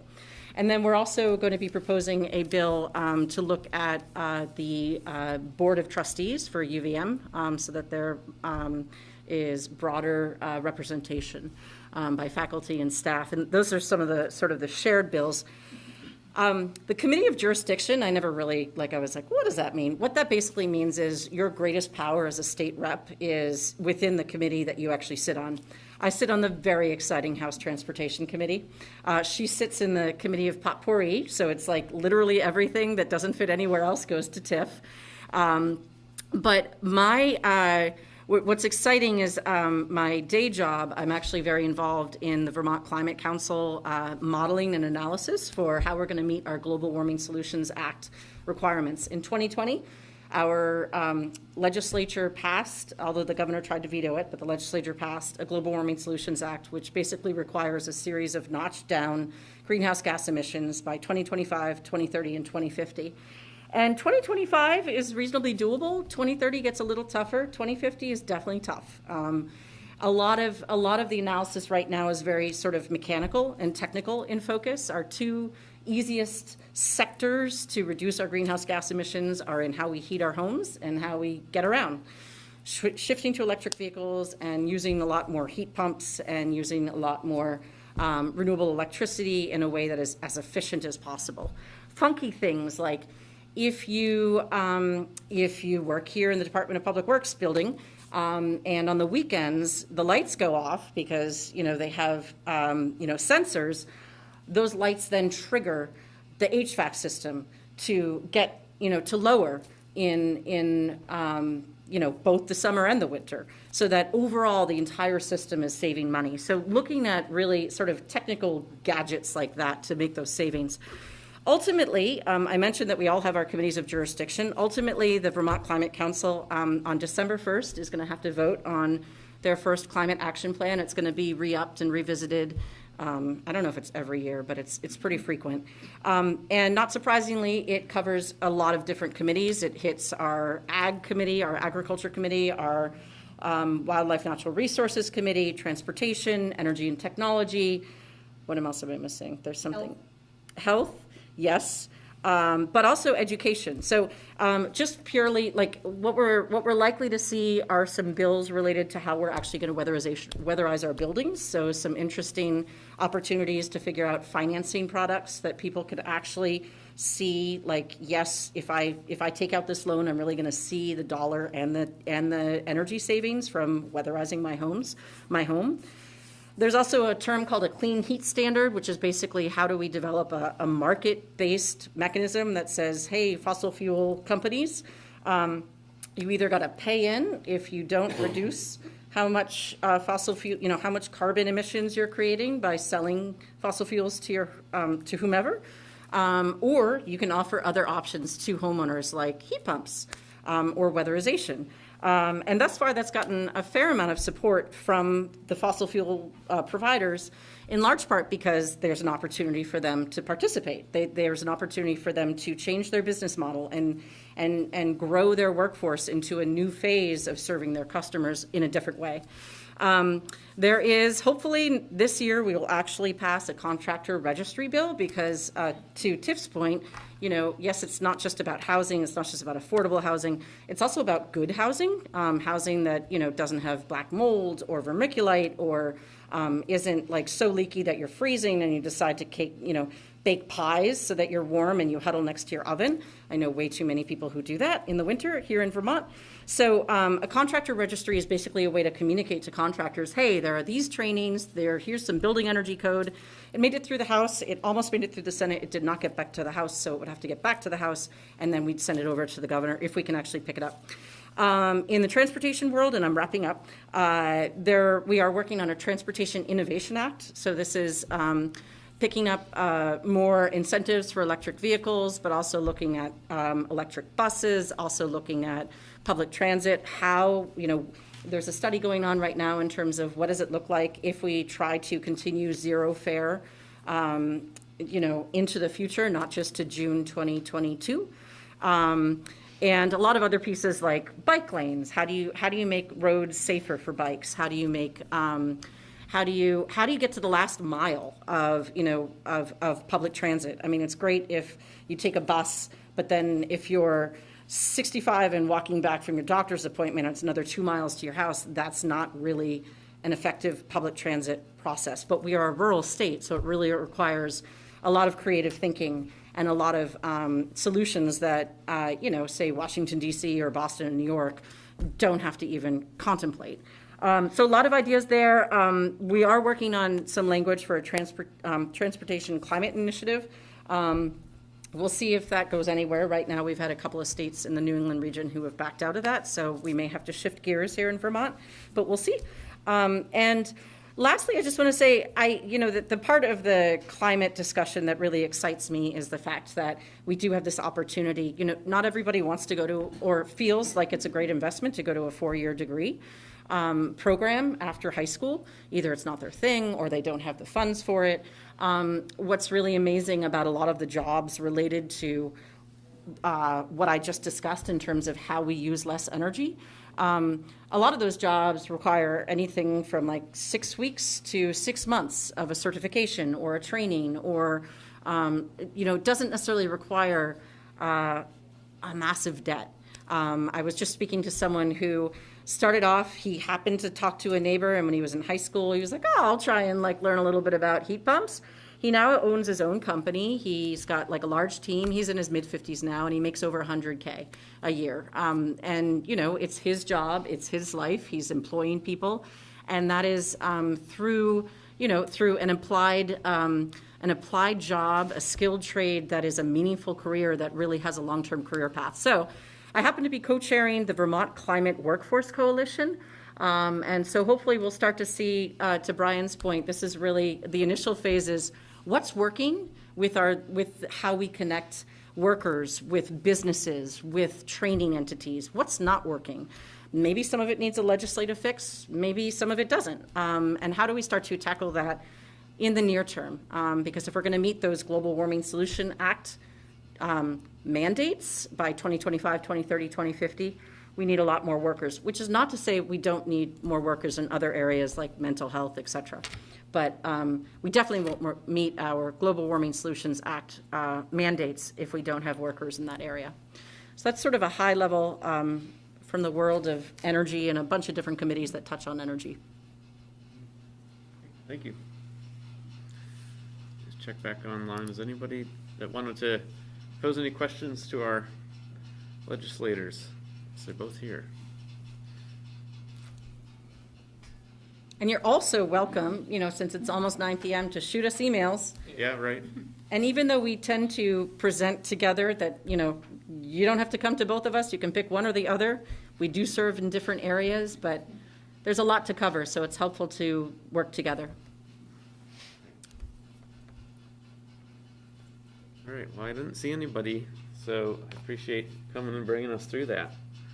We put them to sleep. The map of well, I kept everyone late by not putting my foot down. But. All right, appreciate it. So, Gray, we start a little bit late, but we have a redistricting update. You sent me some slides earlier, so do you want me to go ahead and Yeah, put if you those could up? please bring those up. My name is Greg Shepler. I'm the Ward 5 rep for the Redistricting Committee. this.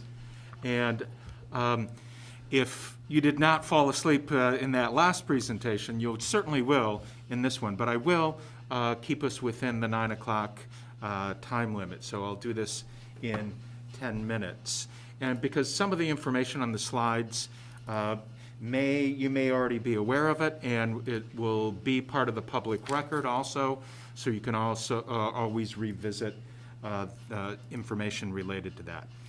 But redistricting is complicated, but if you're interested in democracy, and obviously you wouldn't be here if you're not, then it's the math of democracy. It's how we select individuals for our representative democracy. I'm not going to talk about this slide, except down the very last thing on this slide that, excuse me, I'm not even going to talk about that slide. Let's just go to the very last slide. I Okay? clicked on it. Yep, The last, at the very bottom? Yeah, well, let's go to the very last slide. Yep, because Steps. We are limited in time, so I just want to talk about the next steps. And you can see that we were tasked with having at least 2 community meetings, and the committee, of which there are 8 people in that committee, 1 from each ward, we are going to be having our 3rd community meeting, so we've managed to squeeze in 1 more than was required of us by the city council. And this 3rd one is right in your backyard. And so we're hoping that we're going to get a lot of people from the south end, because it's right across the street over at the Miller Center. And so please make a note of that for December 6th. You can join us live and in person, and if you do, because it is on Champlain College property, you will need verification of vaccination.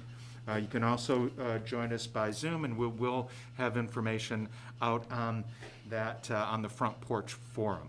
I will say that we had a meeting last night. It was well attended. Our first meeting was not really well attended. But many of the attendees were people that were on the committee last time, or people that are just interested and involved in politics one way or another. And there was a sort of unifying theme, and again, I realize that some people may not have the full background, so I apologize if you're not understanding what I'm saying, but redistricting means that there might be some changes to the number of wards that we have. and perhaps even the number of city councilors. So it does carry weight for those upcoming elections. And many of the people that spoke at that meeting spoke in favor of going to a 7-ward district. We currently have an 8-ward district, and that 8th ward was added in our last redistricting. Redistricting is done by constitutional requirement after the census in order to get things as proportional as possible, trying to reach the idea of one person, one vote. It's not 100% perfect in that, but it's the idea that if districts have more numbers of people, then you have a mal-apportionment rather than a proportional representation. So people are talking about or spoke in favor of the possibility of 7 wards. People spoke in favor of 2 city councilors from each of those 7 wards. There were questions about whether there should be at-large city councilors. There was the sense of the House was that people were opposed to that because they felt that moved away from democracy on a small scale and felt that more party politics would be involved in a citywide election rather than a small neighborhood one. With that in mind, I have been contacted by people from Ward 5 who are just the opposite and would like all the representatives to be at large. So you can see that there are varying degrees here. There's no perfect solution. There's no panacea. There's just different choices that all have consequences to them. And it's not necessarily the committee's job to select one of these solutions. Our job, in the first slide that you don't need to go back to, sort of mentions that our job is to hear from the public about this and then relay that information to the city council. And you can see on this slide where it says the final process is that the committee gives a report to the city council that reviews, revises, and writes a redistricting proposal.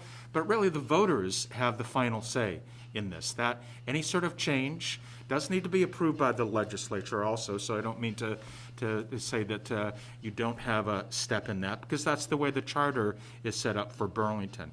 But also the voters need to approve any sort of changes. So that's the final step. That probably won't happen until November of next year. But that's still, as Charlie mentioned last time that I was here, that's still way faster than what has been done in the past.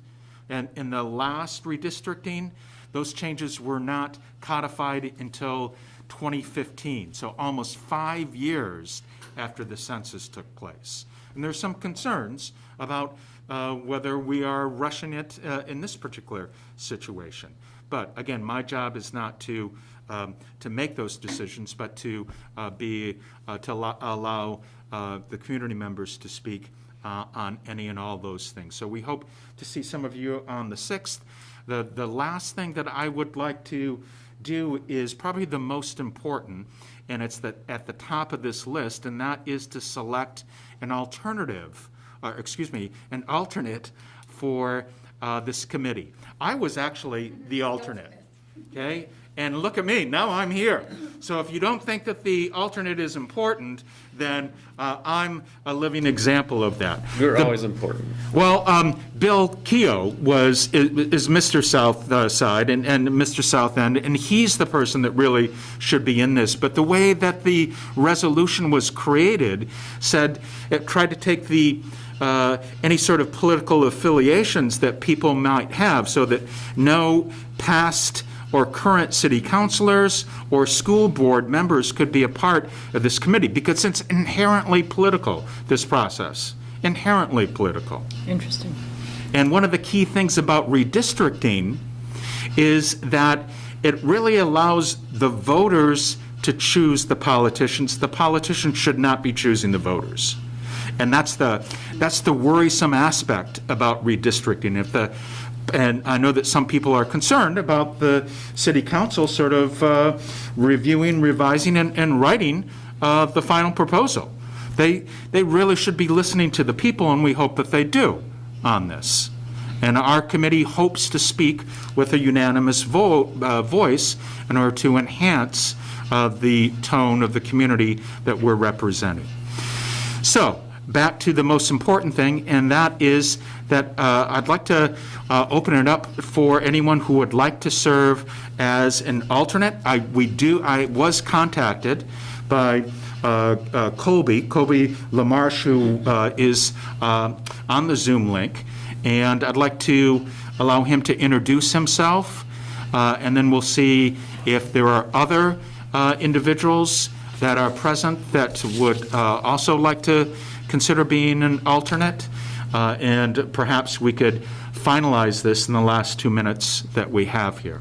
Okay, I'm going to stop sharing so we can see Colby when he's speaking up here. Unmute. Yep. Hello, everyone.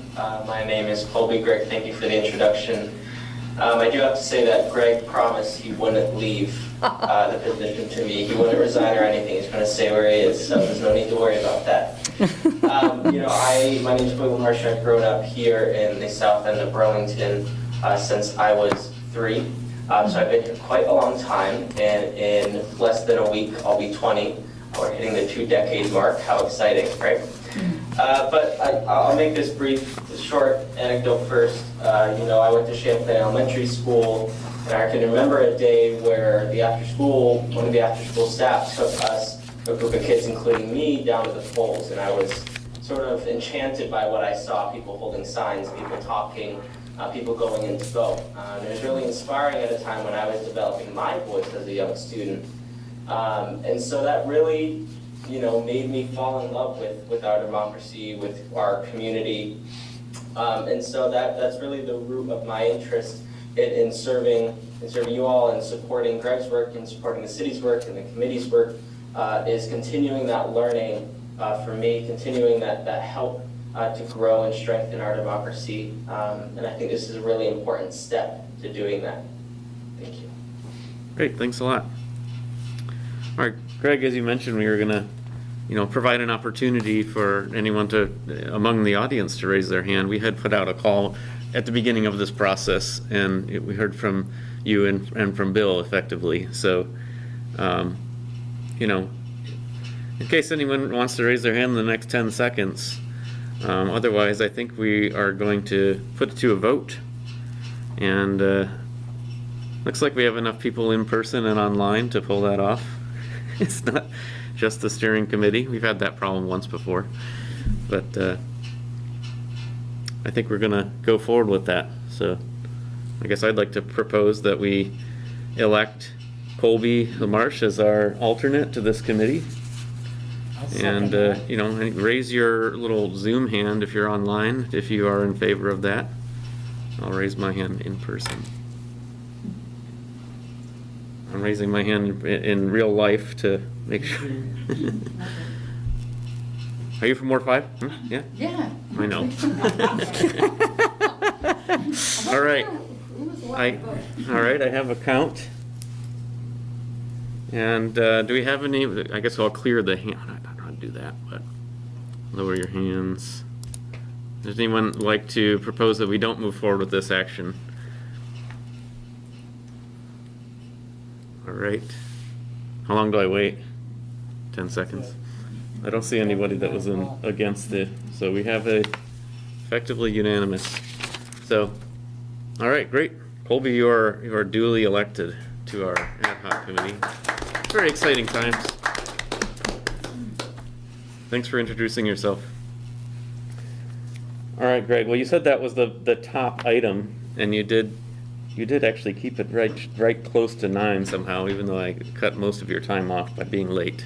That's fine. I'll just conclude again by congratulating Colby and thanking the NPA for this opportunity, encouraging people to join us at the next meeting, and to take a look if you can, to the rest of the information, in particular the resources. There's a nice podcast from NPR, a show called 1A, where they looked at redistricting, and if you're not real familiar with it, it's just a good summary, and it talks about redistricting nationwide, and it's just sort of nice to see. We've talked a lot about local issues, but it's nice to see that this sort of process is being mirrored throughout the nation. All right, would anyone like to comment on the redistricting process here? It's Ben turned his camera on. Maybe you just wanted to say goodnight. But didn't know if anybody wanted to make any further comments while we have this opportunity here, if you didn't make yesterday's meeting. And you mentioned there's one in December coming up as well. Yeah, so. December 6th. Yeah. I just want to say thanks, because I know it's a lot of hard work. Yep. And you've been doing a lot of deep dives, and it's a lot of meetings. So thank you very much. Thank you. Especially when you thought you were going to be an alternate. That's right. Thank you. All right, great. Joe, if I could just really quick, because I couldn't make the meeting last night, and I had my camera off before because I was doing tonight, what Gabrielle was doing last week, it was battling with kids, but listening into the whole meeting here. I did want to say before, Gabrielle, Tiff, thank you so much for your work and everything you're doing. We appreciate, as the NPA, at least speaking as steering committee member, one or both of you showing up consistently at these meetings and staying tuned in. So thank you so much for that. And Greg, I suppose, my only feedback is I certainly sort of hear from those folks who would like a more direct link to a smaller constituency as opposed to having at-large members. And to a certain extent, I mean, we didn't talk about it tonight, but we've talked about it in other ways. We're looking at this as well on a statewide level, and sure Tiff and Gabrielle have been staying tuned into this about the idea of one-member districts. And I get that there may be value in having smaller districts and having a closer link between representatives and constituents. But we also have a city council of folks who are volunteering their time for the most part and have day jobs and family time. And we have a citizen legislature as well, where our legislators have careers and families outside of the State House.